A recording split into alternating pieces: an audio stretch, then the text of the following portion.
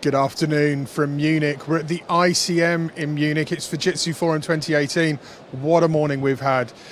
Whew. The keynote from Duncan Tate and President Tanaka, without a doubt the high point of this morning. As we move into the afternoon session, we kick off with the second keynote.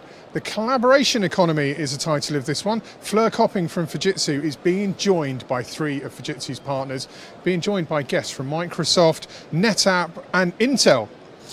Digital ecosystems are critically important to the landscape of business today. Collaborating with different businesses in industry, figuring out both technical, cultural and societal challenges, all part of the mix. In this keynote, we expect to hear how the four businesses working together are delivering compelling digital ecosystems that's to the benefit of their customers. The keynote format, we think this is going to be more of a sort of Q&A style with Fleur putting questions to each of the speaker, rather than this morning when we had President Tanaka take to the stage and deliver an opening, joined later by Duncan. And then before we wrap, there was a few questions at the end. But we think this is going to be more of a panel type approach, where we delve into the detail of what goes into a digital ecosystem and how it benefits customers. The theme of Fujitsu Forum 2018 is co-creation for success. Attendees, there's 12,500 of them that have come here today from more than 80 countries around the world. They're joining the keynote to experience firsthand the co-creation message and understand why collaboration in today's economy is critically important. We expect the keynote to last around about 40 to 45 minutes, and we expect to see, or hear, should I say, key insight from each of the partners. Now, mustn't forget Microsoft, they're on stage. There was that big announcement this morning with by Duncan Tate and President Tanaka. There's lots more that's going to be happening with Microsoft as Fujitsu and their partners innovate to deliver compelling solutions that benefit not just Fujitsu's customers, but each of our partners' customers as well. What else do we expect to see on Fujitsu Forum TV this afternoon after the keynote? Well, we've still got 6 interviews to bring your way. The themes that are coming out of this year's Fujitsu Forum, data, we knew this was going to be a big topic, but the emergence of cloud and businesses starting to look at the emergence of the cloud solutions replacing to a degree some of the on-premise. There's also been some consistent narrative with around what we should be looking at data-wise. Where should we be lifting data from? What should we be digitizing? Making sure that we're not just innovating for hype's sake. This morning I was doing an interview with the Workplace Anywhere team, and I made the joke around, will I be able to teleport myself to a meeting in the future? That soundbite just underpins what some people do think. They think technology is there just for the sexy stuff. The key points that we've had from all of our speakers on Fujitsu Forum TV today has been, look, this is about getting the right digital. That might be simple digital, it may be compelling digital, but it's got to be a solution that's fit for purpose with the organization. It can't be a generic solution, it can't be a cookie cut approach. And I think that's a theme that we're going to hear within the keynote this afternoon on the collaboration economy. Companies coming together, looking at common challenges and putting a viable solution that impacts customers for not just months, but years ahead. This afternoon, we've still got a number of interviews to bring your way. We'll be on air till about 6:30 tonight, where we'll do a bit of a wrap up of the day and sort of wayfind you through the topics. We're back again tomorrow to do it all again. 08:50 tomorrow morning, we'll be live again. And we've got a packed agenda to bring your way. Plenty going on here in the exhibition hall as well. So there we go. Let's take a look at the agenda that we've got. Now you'll notice some of those interviews are relevant to certain verticals. All you need to do is find the segment that's relevant to your business. Hopefully you can join us, and we aim to, I don't know, in about 10 minutes or so, the typical length of the interviews, our aim is to get you key insight that you take back into your boardroom that triggers conversation. What else can you do here at Fujitsu Forum? Well, there's an amazing exhibition hall downstairs where people actually get to experience firsthand all of the technology that's on display. This afternoon we'll be bringing you some pictures from the exhibition hall that will show you exactly what's going on. Pretty much pretty much every vertical. Here we go, as you can see, we've got those pictures for you. All of this is happening right now down in the exhibition hall. Robotics, fun little things, aren't they? But the serious message, it's about looking at the business problem behind it and understanding how you can be creative and innovative with solutions to deliver long-standing solutions. We had that wonderful interview with Citrix this morning. They made the point that it's not just about technology, there has to be philosophy and ways of working behind it. If you're making wholesale change, if you're migrating new systems, you have to have processes that means it's seamless for your employees to pick up with the new technology and run with it consistently. Otherwise, you're investing and upgrading for, well, just for the sake of it. The core message coming out of Fujitsu Forum today has been co-creation for success. Collaboration, it's going to be key in the keynote we're about to hear with Fleur Copping. She's the head of alliances EMEA here at Fujitsu. She's going to be joined by Lisa Spellman, who's a VP for data center from Intel, no less.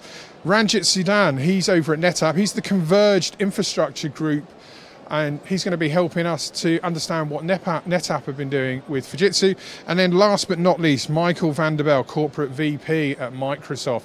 He takes to the stage.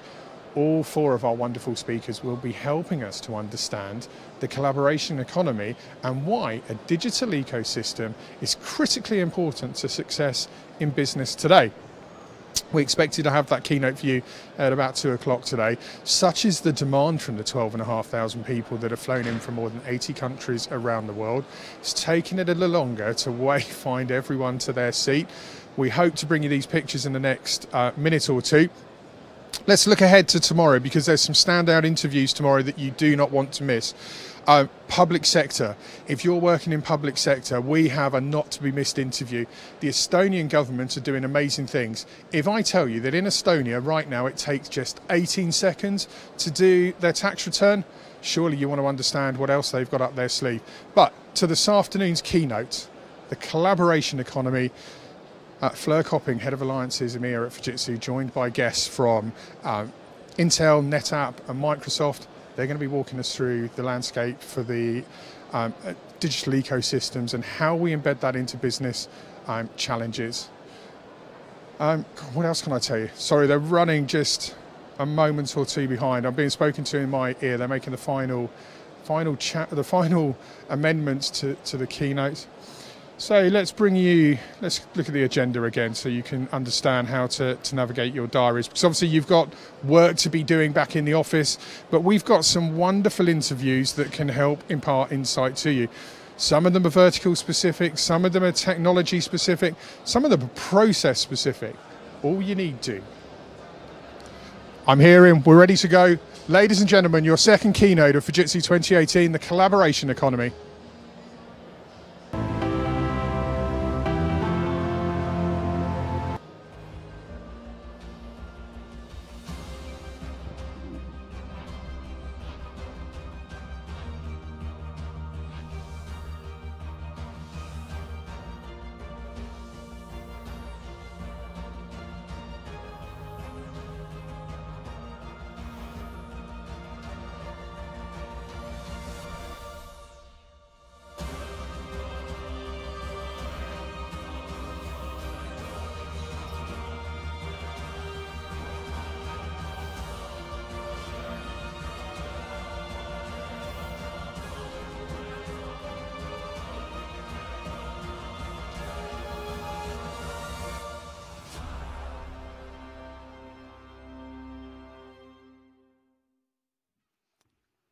Good afternoon, everyone, and welcome back. It's time for the second keynote session, which is called the Collaboration Economy.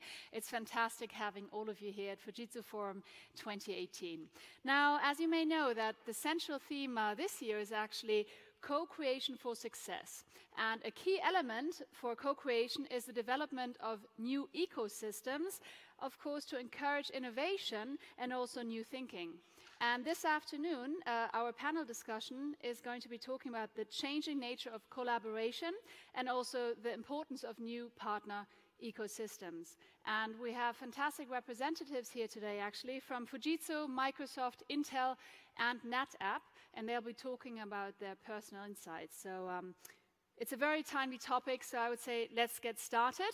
And here are our guests, so please do welcome the Corporate Vice President, EMEA, Microsoft, Michel van der Bel. We also have the Vice President, Data Center Group, Intel, Lisa Spellman. We've got the Vice President, Converged Infrastructure Group, NetApp, Ranjit Sudan. And we've got the Vice President, Head of Global Strategic Alliances, EMEA, at Fujitsu, Fleur Copping. So it's fantastic having all of you here. Thank you. Welcome. And so I would say let's get right into the discussion. And let's pick up with a theme from this morning's keynote. Now, Fujitsu's recent global research actually highlighted that business leaders believe in the type of employees most critical to their future successes are innovators, collaborators, as well as doers. So let's start with you, Ranjit, because you have successful partner ecosystems. So would you agree that this combination is also true for your business? Yes, we do believe that. I do believe that. So, all three are important, and most successful partnerships encompass all three elements together. And the critical thing, from our perspective is, new technology offers a lot of value, but oftentimes it's very difficult to integrate. And so our goal in our partnerships is to make that consumption easier and simpler. And when you look at most solutions that we come out with, they happen to transverse multiple technologies from multiple partners. And the idea here is that we need to collaborate and innovate with these partners and execute to make that a better experience for our customers. And a good example of that is what we've done on NFlex. We've done working with Fujitsu. We've built a pre-engineered converged infrastructure system. We've innovated on many levels, and examples of those are the integrated management that we provide with Fujitsu for NFlex, as well as proactive cloud-based monitoring and support. And from a collaboration side, you have to collaborate across the organization, not only at the executive level, but at the engineering level and the go-to-market level as well to be successful. And Lisa, how do you see that? I think that, pointing out innovation, collaboration, and doers or execution is important is it's great. It makes a lot of sense, but the thing that is the leadership challenge around it is what do you actually do to make these attributes come to life within your culture in a technology company or within an IT management system. So it is easy to say and identify what you want, but the real challenge is changing your reward systems and driving your behaviors to actually get these types of behaviors to come to life. And you look at in a business unit or in an IT team or any of our companies, the initial focus and the fastest thing people get to is P&L management, cost efficiency, best utilization of resources, all of the very hard line things you can measure definitively. And what takes a lot more work and thoughtful purpose is getting into these, what you might call softer behaviors, but are actually the things that make a company run and then allow it to be able to partner across the industry. Like you can't partner if you can't demonstrate these types of capabilities. Michel, what are your thoughts on it? Yeah, super critical have these three types of employees. I think, also building what was said, it's a leadership opportunity. And at the same time, I think there are a few principles that need to be applied looking at the organization in a modern way. Today, you have, of course, a hierarchy. Ideas don't flow well through hierarchy. So I think we need to have a hierarchy because you have energy if you don't. But at the same time, I'm thinking, looking really as a reverse pyramid to say, okay, what are the frontline people actually doing all day and how are they being empowered to do the right things? And that's, for me, a leadership opportunity. And in Microsoft, we're in the middle of that transformation, and we are saying today to our employees that you don't work for Microsoft, Microsoft works for you. And that's to really shift the thinking that all those resources that are out there in the hierarchy, from the CEO down to everybody, that's there to leverage to be that mobilizer and innovator in front of the customers. And that's a massive shift. And that's clearly what I would describe as the leadership opportunity, to have that leadership capability to empower people to do those things. And Fleur, how do you see it? I echo that completely. I think we talked earlier around also people just in general being really important. And I think we've all probably experienced those situations where you've got a key project and you can never find the people to actually work on it with you. And I think that's where the power of an ecosystem comes to play. You're using the innovators, the collaborators, and the doers from a wider source, from your partners, from the customers, and all working together. Fujitsu talks about co-creation for success. That's all around innovating with our customers. When it comes to understanding what the business problem is and the problems you're trying to solve, that's all around having the collaboration and understanding how you solve those problems and make sure it works. And of course, doing is all about the execution and making sure that we're all there executing together flawlessly and making sure these things happen. All right, now the research actually shows that 78% of business leaders believe the ability to change over the next 3 years is really key to success. So, Michelle, starting with you, do you agree with this? And if so, why? I definitely agree with it. It's more to say the what versus the how. And I would like to get the perspective of the panel as well. But because I think by now, everybody's clear about what needs to happen. If you think about transformation, or you think about your IT systems or application, legacy application, you go on and on, AI, what have you. The how starts to become super critical. And again, if you think about this statement, that's clearly what needs to happen from a leadership perspective.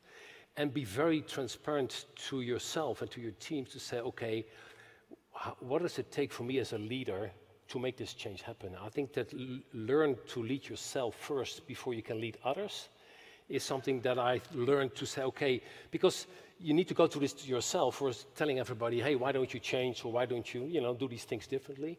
And also, was said earlier, do you have a supporting system? If you have all these changes happening, if you think about the culture, we ask people to take more risk. Well, great. So if people take risk and they made a mistake, then what?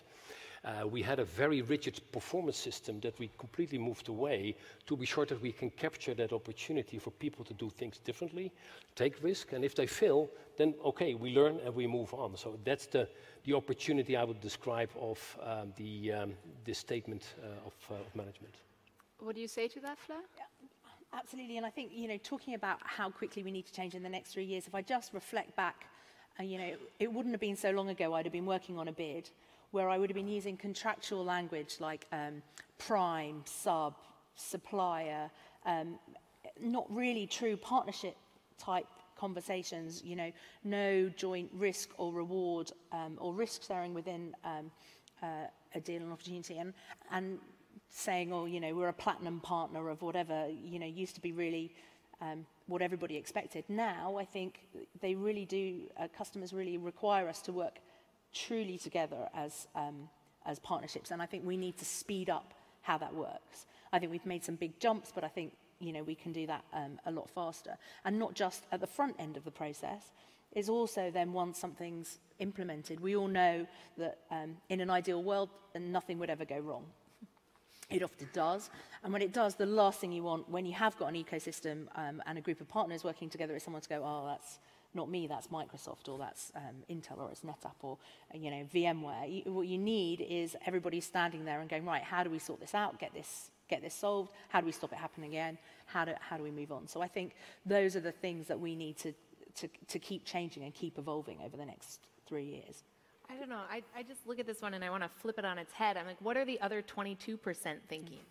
If you look at the Fortune 500 list from 5 years ago, how many of those companies that were there 5 years ago are the Fortune 500 list today? And regardless of your industry, to not embrace change as a culturally acceptable attribute means you're the next taxi industry to get Ubered, or the next hotel chain to get Airbnb'd, or whatever the experience is, that someone will come in with the cloudification of everything that's delivered. The barriers to entry in technology are so much lower, and every service is delivered through technology. And so the importance of the embracing of change for good is so important. I just think, you know, we've watched inside of Intel, and actually you guys as close partners of us have seen us go through this change as well, as we've moved from a pure, you know, hardware CPU company into a software company, as we've changed the way we manufacture products, as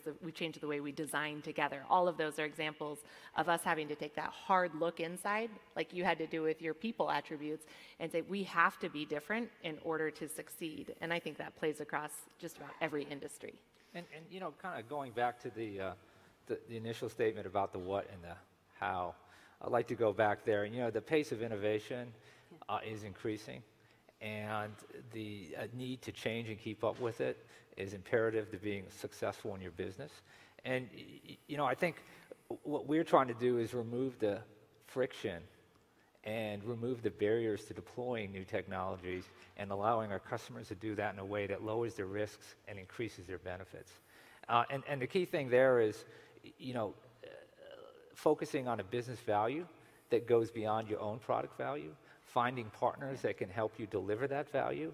And what we focus on doing with our partners essentially is to design it, test it, package it, manage it in a way that makes it simpler and easier to consume.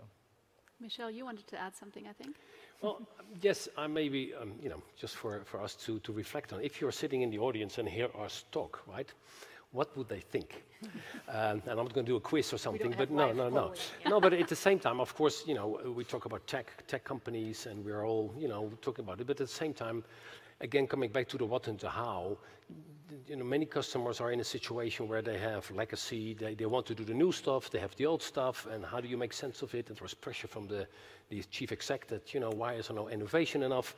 So I think that how have you, you know, we all meet customers on a very regular basis. How do we take that in and be sure that we are coming back with the right advice? If you think about that, in my mind, all the industries and all the customers that I've met are today at a point that they all would do something that they've never done before.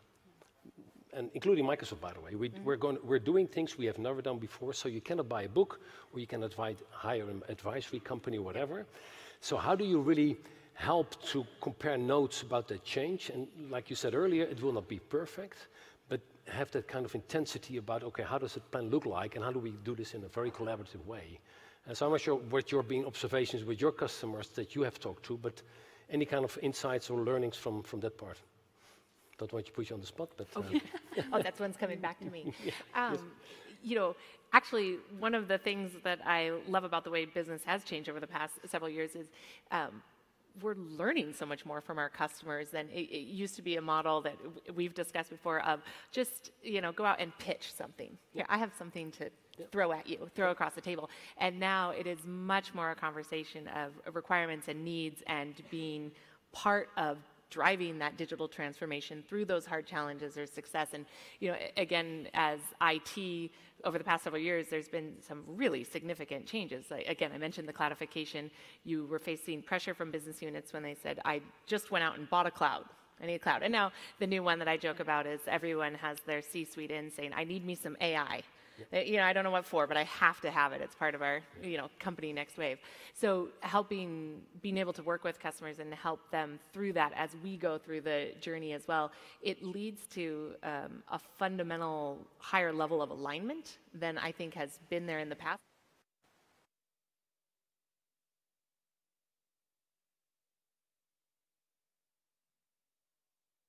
I have a thing, will you buy it? Yep. So it's more fun. Fun is always good. In regards to new partnerships, Fleur, and collaborations, do you perhaps have some recent examples for us? Well, I guess what I'm seeing that's different now about how we are trying to take some of those customer issues, problems.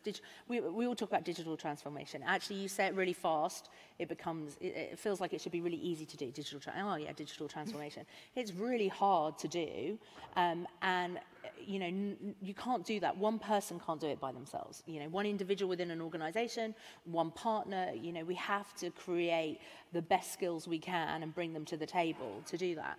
And again, a big change for me in how I see partnerships working successfully is when right at the beginning you work on a problem together. We've just done this with Microsoft, with with Post Office that perhaps we were talking about earlier, around where before perhaps a Fujitsu would sit there and work with the customer to solve the situation, and then we might just double check it with Microsoft to go, do we think this works?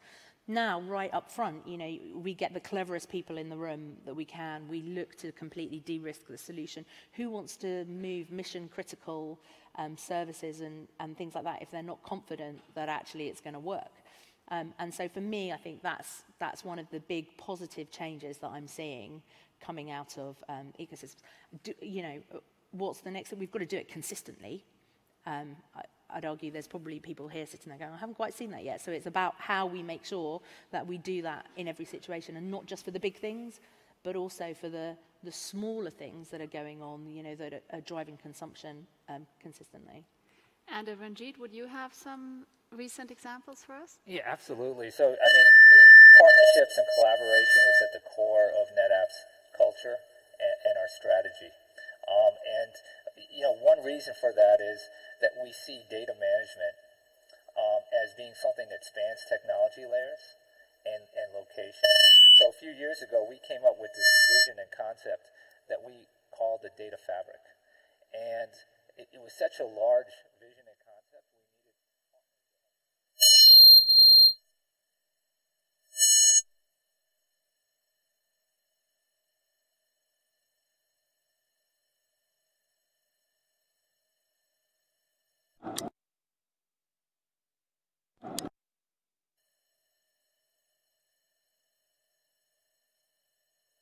with integrated management and support. And that's something we've done with Fujitsu, and it allows us to have a very nice building block that adds significant value into the data center. We've also worked with Fujitsu and Intel in helping to bring to market and monetize Intel's Optane persistent storage class memory. And this memory is going to revolutionize application performance in the data center. And it's going to do it in a way that doesn't require any changes to the application. And what we've done is we've done a lot of co-engineering. It includes, we've also developed a new capability from NetApp. It's a software-based capability we call Max Data. And what Max Data does is it extends the NetApp file system directly on the Optane memory in the server. Okay? And then the last thing we're doing is we're building solutions around this, including NFlex, that allows it to be easily consumed in the marketplace. So removing the risk of ingesting new technology and new innovation. And the last area we work with is with Microsoft, and part of the data fabric is being able to support a multi-cloud, hybrid cloud environment. And so with Microsoft, we've created NetApp Files for Azure. And NetApp Files for Azure is a native Microsoft Azure service that provides Azure customers with enterprise-class file services and multi-cloud capability within Azure. And what it does is it allows you to build a very nice relationship or integration between your NFlex, right, on-premise, and seamless migration to Azure as you move applications back and forth or build a proper hybrid cloud from the data. Wow, right. Lisa, would you perhaps also have an example? Yeah, I like Ranjit's example just because the one around the Optane persistent memory and the NFlex and the Fujitsu systems built around it, it is like a real live example of sitting there saying there is a customer problem. There is a bottleneck in the industry around memory and the way the applications can address it. But it is not something that any one of us could ever have addressed on our own. So, we had to do the technology innovation, create a new class of persistent memory, and then we need the partnership and the work to actually bring it out to market and have a solution base that'll make it easy to consume and really break through those application bottlenecks. So I think that's more the model that, of course, we all sell to end customers, but we sell to each other, and I think this is more the model. And the other one I thought of is a few years ago, Intel acquired an FPGA company, which is a very different endeavor for us, and it was new silicon, and we were working through how do we pair our Intel Xeon with these new FPGAs and make it work together. And to use the Fujitsu term, we worked with Fujitsu on what I would really call co-creation of those products, and this was very focused on the comm service provider and telco segment to deliver value and solutions there, but leaning on the expertise that Fujitsu has in this space, and then taking our hardware expertise and our newly acquired assets, allowed us to put together something unique and developed in a way that we've literally never done with Fujitsu before, despite all our years of hard work together. And we launched it this year at the Fujitsu Forum in Japan, but that's the model now, is solve the problem, rely on each other's expertise, and build something different than you could do on your own. And we have to take that and actually be able to translate that into a business problem as well. So we're solving the technology problems so that if you are running HR for a big global company, or if you're the chief digital officer or marketing or something like that, the fact that this new capability exists can actually solve something that they're trying to do. So it's that translation as well between what's going on behind the scenes into actually how that can make a difference in someone's business. Because otherwise it's like, oh, box, chip, what does that actually mean to me? And I think that's something that's really important for us to be able to do and articulate, to bring it to life, as to say, well, this is going to make you 10 times faster, or it's going to take 100 million off of your bottom line, or whatever those business requirements are. Yeah, maybe just one thing to add. I think that the industry has matured on this massively. If I look back a long time in Microsoft, how in the old days, our customers need to fix the interoperability, the data, so all the things that are there. Now that's being done by our teams, and as we speak, our teams are working on some very complex issues to be sure that it's solved, and it's not going to be solved by the customer. I think that's also telling the maturity of the industry that this is something that we need to do together, even, by the way, with partners, but also with our competitors. So I think it's not like only that, but we work with all our competitors to be sure that there is a kind of common layer for us data to move around at the estate of the company, and not having that burden on the customers. Lisa, you brought a little something there. How does that represent collaboration to you? I think it's I have a little show and tell, but it is an example of kind of, again, that cross-industry collaboration, what you were saying, of bringing together of an industry. I think some of the security challenges that we all face today are an example of really reaching out, putting our arms around the entire industry and saying we will fundamentally solve these issues in order to protect customer data, customer privacy, and all of our companies on stage, plus many, many others, are working on that. And what I have here is an example of, you see that coming to life, where this is a Fujitsu server that is based on a Xeon E product, which we just launched on Monday. So Fujitsu did an awesome job getting their smallest ever, most dense server out by Monday and having the hardware here. So, nothing like a little pressure of an event to get things done. So the Xeon E product, it's a single socket entry server, but it also has some unique hardware-based security. It's called Intel SGX, but it's a hardware enclave that protects your most critical data. So we've engineered on the hardware side. We've worked with Fujitsu to put the right system management, do some software work around it. And then we have companies like Microsoft in their Azure cloud that are adopting this and delivering Azure's confidential cloud service built on top of this technology. And so you sit there and say, the goal is, how do we provide solutions, to your point about having a real use case, that allow users to fundamentally protect their very most critical data. And you see how it takes a hardware through to software to a cloud service type of execution to deliver that. And again, we launched on Monday. Azure Confidential Cloud's already launched. The hardware's already here. That's a lot of work, actually, that goes on behind the scenes to make that type of stuff happen. Brilliant. So. Yeah. And Michelle, how do you think that the customers will actually benefit from these new approaches to collaboration? Yeah, I think I would state that every company today is a technology company. Yep. And I think that And it doesn't end with that, because just throwing technology at it is not going to drive a transformation. And even if I reflect on our own transformation, Microsoft has access to all our technology free of charge. So if the thesis would be that you have the most technology, will be the most transformed, then we will be the most transformed company in the world. We're not. So we're in the middle of it, we make progress, we make mistakes, we course correct, and we learn. So I think understanding the component of, yes, great technology is one part of the equation. And if I reflect on, every year I'm in Davos, and so there are a lot of CEOs meeting there, and you're really getting a pulse about what's top of mind for CEOs in relation to, yeah, give me some AI, right? Yeah. That's great. But also to say, okay, how do you transform? And that question is beyond the technology, but how do you make it work? And then, of course, we talked about it today, and I think the human-centric approach of Fujitsu is really the right one. To say, this is about people, and people will make this change happen more than anybody else. And if you don't empower the people, or you don't have a point of view, then the technology will be great, but if the people don't use it and consume it, then the transformation will not happen. So I think we have so many notes to share, if you will, between HR teams on how do you drive a culture of change, and how you drive this culture of accountability versus change, and all the things that are critical for that. And like I said earlier, we are all at the beginning, so I think that it's a great opportunity in our engagement with the customers here.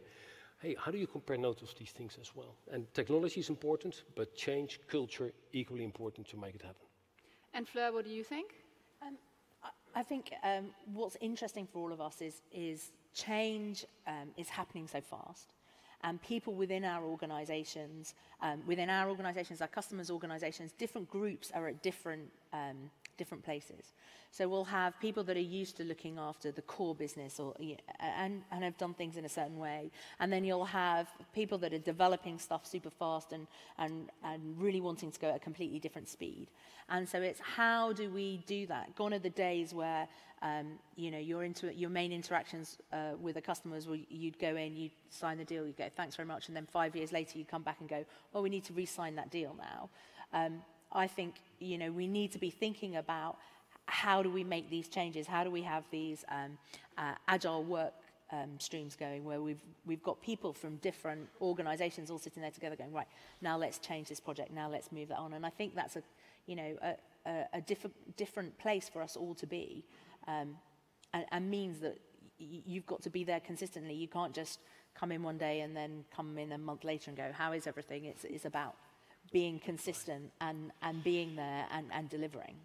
And speaking of speed, Lisa, do you think that the nature of collaborations and partnerships are radically going to be changing over the next years? And if so, how? Radical is such a big word. But I think a lot of it's already in progress now. What I think has changed so much is the complexity of all of the solutions and capabilities. And I love your point that there's no such thing as a non-technology business. Everything requires it. So I don't know whether it's radical other than the sense that there's just about nothing you can go at alone. And so if you have a culture that has that mindset, or you have a nice chunk of your workforce whose favorite phrase is, we've already tried that before, it didn't work, it's going to be a tough couple of years. Yeah. And so just getting into that mindset of collaboration is actually a fundamental part of how you'll be successful. It's quite obvious, so it doesn't seem radical, but it could represent a lot of change for a lot of people. And I'd just like to add, in the data center environment, it's fairly standardized. We have Intel technology, we have Microsoft technology, customers using for many years, servers from Fujitsu, the underlying protocols, TCP/IP, NFS, Ethernet, fiber channel, all been standardized and known for a long time. When we go outside of the data center, so say we move to an IoT environment, the need for partnership and deep collaboration increases immensely. We have a world where the level of standardization is much lower. The IoT communication protocols, there are a dozen of those that have to be integrated. The data format is different. You're not running TCP/IP end to end. And many of these new IoT services and capabilities are real time. And the need for collaboration and to make sure that nothing breaks is incredibly high. And so I just look forward to a world where the collaboration is going to get deeper and more meaningful. You seem to be agreeing as well, Michel. Yeah, I think, and I keep coming back, you may sound like a broken record here, but I think there is that leadership component that I think I cannot emphasize enough about how you want to bring this to life in those partnerships and new partnerships. And I think that the notion about change and fueling change is not about being on stage, not today, doing a great speech, everybody's in tears, and then the next morning, your behavior is completely not aligned with what you said the evening before. So the audio and video, if they don't match, people immediately get that this is not real. So the change has to be exemplified through your behaviors on a daily basis, and with that, small things starts to matter, and then the change will come from the leader, and then it will follow. But it's almost an invitation for us that I'm telling you, because those days are clearly gone. All right. Now, we've been on social media the last days. We've been pretty active there, asking the people about their views on this topic. And what is really interesting is actually over 80% of the respondents said that digital age requires a whole new approach to partnerships as well as collaborations. And when asked for the most important factor to actually achieve this, over 2/3 of the respondents said it was mainly about openness and trust. And shared goals, relevant skills, or clear contracts actually scored much lower. So the final question, starting with you, Michel, what is your take actually on these results that we just heard, and what do you believe is the most important for successful partnerships like yours, for example, to continue to thrive in this digital age? Well, I think those two things are not mutually exclusive. I think they're very much in line, because if you want to have trust, you need to have contracts that reflect that trust, and not being a contract of the past. So I think that's one. Second, I think that the trust in partnerships is clearly critical, but also trust if you think about the decisions the customers today have to make about who do I team with as a provider of cloud services or system integration. That trust component becomes very clear. And I think there are a few principles that apply here that I think are critical in trust. First of all, we don't own your data, you own your data. So we don't have any interest in the customer data, it's theirs to keep. And why is that? Because that's what trust brings. And secondly, the business model of Microsoft is not interested in the data. Secondly, the part of trust is also about, do I have a long-term trusted partnership? Meaning that if you do something longer term with a partner, with us here on stage, and it's not that 6 months later we will acquire a company in your industry and start competing with you. That's trust.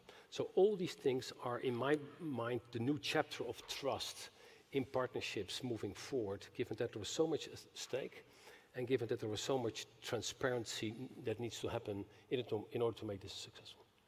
Okay, and Ranjit, what are your thoughts on this? Yeah, I thought the respondents were very sharp in their understanding of what it takes to be successful, and I think quite astute, because from our perspective, I don't think you can document your way through a contract to success. And when you look at digital transformation, it requires radical change that impacts the foundation of your company, and it's not something that can be achieved through incrementalism. And so, quite clearly, when you go down this path, right, you have to be in full cooperation, openness, and trust with your partner who's assisting you. You need to understand and clearly understand how difficult it's going to be, but the value and the benefit at the other end. And by working together, you can get there. But it's not an easy transition, and it's not an easy transformation. And it's something that you have to go in with your eyes wide open and with a partner that you truly believe can get you there. Can I just be a bit controversial and Sure. not completely agreeing with what you said? I think I'm still very much about trust. Look into my eyes and trust me. That's great. That's a good start. But if you are talking about a long-term engagement, which cloud and migrations are and transformations are, you need to have a new contract that reflects that. And if I think about all the customer engagement I have with all the financial institutions to get them to, let's say, a contract that reflects the things we're going to do, but also the contract that reflects to say, okay, what happens if there's a data breach? Right? Is it to say, well, good luck, not us? No. What is our liability? What is our plan? What about security breaches? So all the things that are critical for the future trust, I think you need to be captured somewhere in a contract that reflects that. So I'm looking for a modern contract versus an old one, but it's still very much aligned to say, if you sign it, you can go in your organization to the CISO, to the CEO, to the CIO, say, listen, we signed this, and these are the commitments of this company in writing that reflect me. So yeah, I think that's the... I think the contract is essential, is necessary, but not essential to, or doesn't guarantee success. No, that's So- Necessary, but no, not I wish it was. sufficient. But that's Necessary, the but case. not sufficient. Thank No, you. no. I think that's the way I would say it. You can't Good. go forward Please. without a Okay. contract, but it's not going to guarantee. Also, I think we need a new vocabulary. You know, when we're talking about these things and when we're trying to document them, you can just imagine the commercial or the legal teams coming together going, well, how are we going to describe this trust, and how are we going to describe the fact that there's going to be an ecosystem? And it feels like, well, if there's 4 people or 5 people involved, well, then that adds more risk to it. So again, I think this is something that we are going to have to work through together with the customers and ourselves to say, well, how do we sew all of that together? Because intrinsically, it makes sense that if we've got 4 really clever organizations around the table, that I'm going to get more input, I'm going to get more innovation or bigger brains working on it than if I've only got mine or 2 people's around the table. So I think that's where this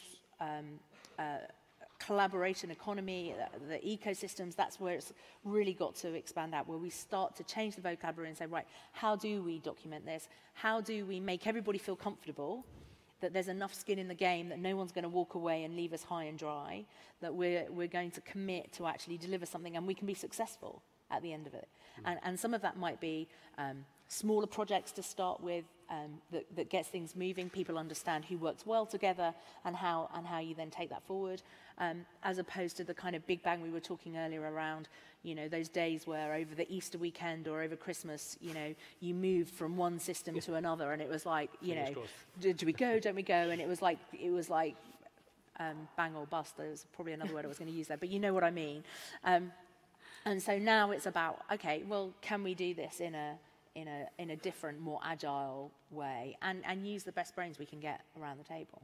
So Lisa, perhaps your point of view? Yeah, the words collaboration, openness, and trust. The other thing is, that doesn't mean that everything is like nice and easy. So I think sometimes, you know, hey, we're having a nice time up here, we're in a nice chat backstage, but that's not like the reality of the day-to-day work. So I think what customers are expressing, and then what we're all learning, is you have to find a way to more effectively communicate what your boundaries are, whether they go into a contract, where we are actually like truly aligned on a business opportunity that we can go after together, where we actually have areas of different prioritization or efforts. And I think that's what people are looking for even more, is to understand the rules of the game they're playing versus get surprised by it or get it buried in niceties, I would almost say. So the contract can help unearth some of those, but just, you know, genuine conversation about motivations and drive, so that it becomes so much clearer about where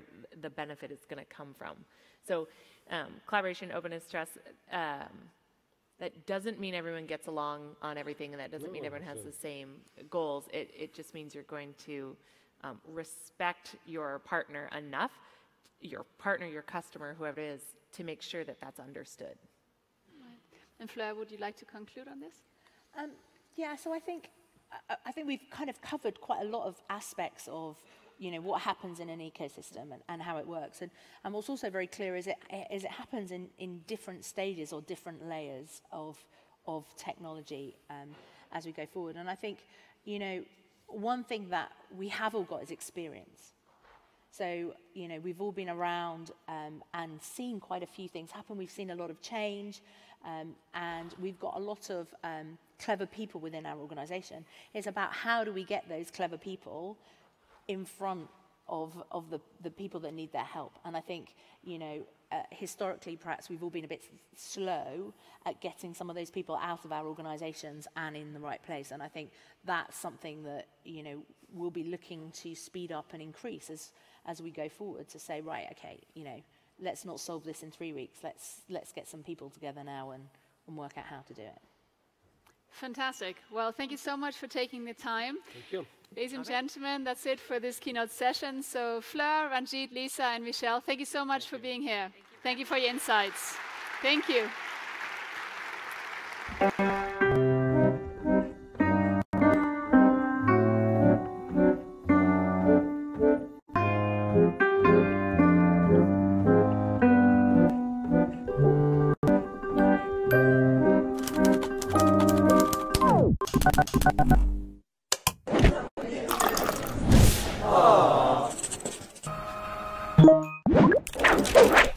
Why?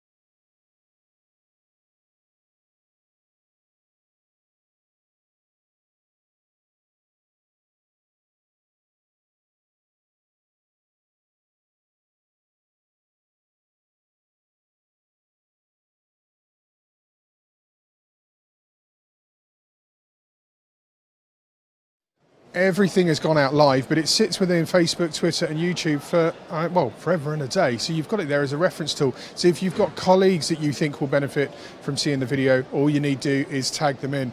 We continue this afternoon's broadcast at rapid pace in, we're 2:52 now. In 8 minutes' time, financial services, should I say.